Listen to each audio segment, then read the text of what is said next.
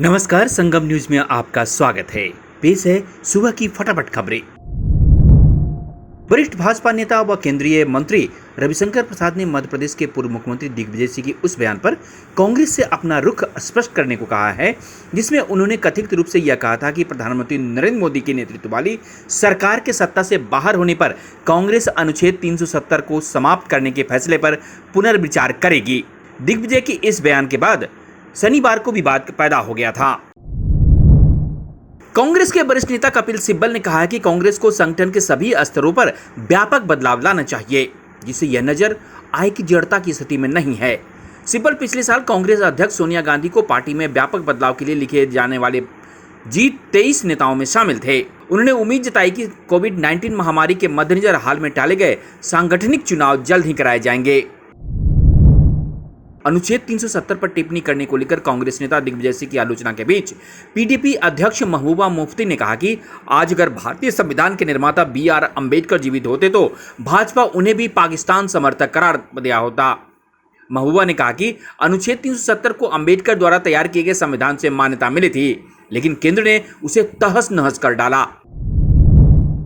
हरियाणा में भाजपा जसपा विधायक के घेराव के बाद अब किसान 26 जून को चंडीगढ़ में राजभवन का घेराव करेंगे। राज्यपाल के माध्यम से राष्ट्रपति का नाम ज्ञापन सौंपकर कृषि कानून को रद्द करने की मांग करेंगे। किसान नेता बलबीर सिंह ने यह जानकारी देते हुए दावा किया कि नरवाना क्षेत्र से भारी संख्या में किसान राजभवन का घेराव करने के लिए जाएंगे।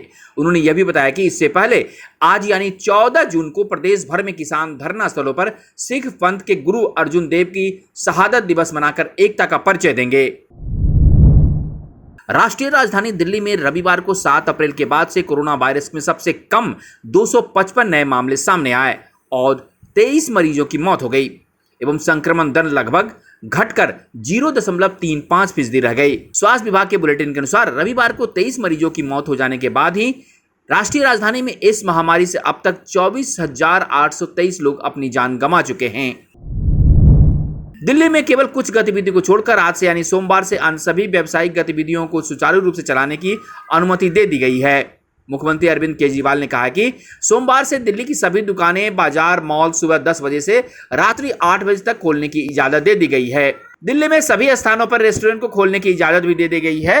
50% क्षमता वाले अब दिल्ली के रेस्टोरेंट खोले जा सकेंगे। पिछले सप्ताह बाजार, मॉल्स को ऑड इवन के आधार पर खोलने की अनुमति दी गई थी, लेकिन अब सभी दुकानों को खोलने की अनुमति दी गई है। पंजाब के पूर्व मुख्यमंत्री प्रकाश सिंह बादल को कोटकपुरा पुलिस फायरिंग मामले में जांच दल SIT ने तलब किया है। प्रकाश सिंह बादल को 16 जून यानी बुधवार को SIT के समक्ष पेश होने को कहा गया है।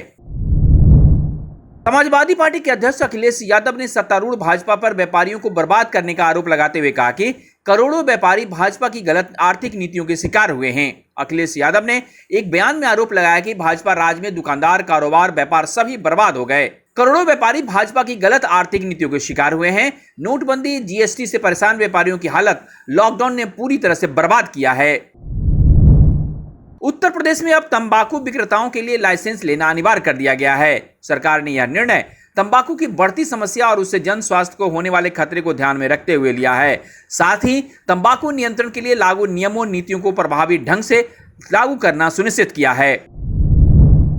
दिल्ली मेट्रो ने निर्माण कार्य में लगे मजदूरों के लिए एक अनोखी पहल की शुरुआत की है। इस अभियान के जरिए राजधानी क्षेत्र में DMRC के निर्माण स्थलों पर मजदूरों को कोरोना से बचाव में लगाई जा रही वैक्सीन के लाभों के बारे में जागरूक किया जा रहा है। बुधवार से शुरू की गई इस जागरूकता अभियान में निर्माण स्थलों पर मजदूरों की सीमित संख्या के साथ नुक्कड़ नाटकों की एक श्रृंखला का आयोजन किया जा रहा है। तो ये थी सुबह की फटाफट खबरें।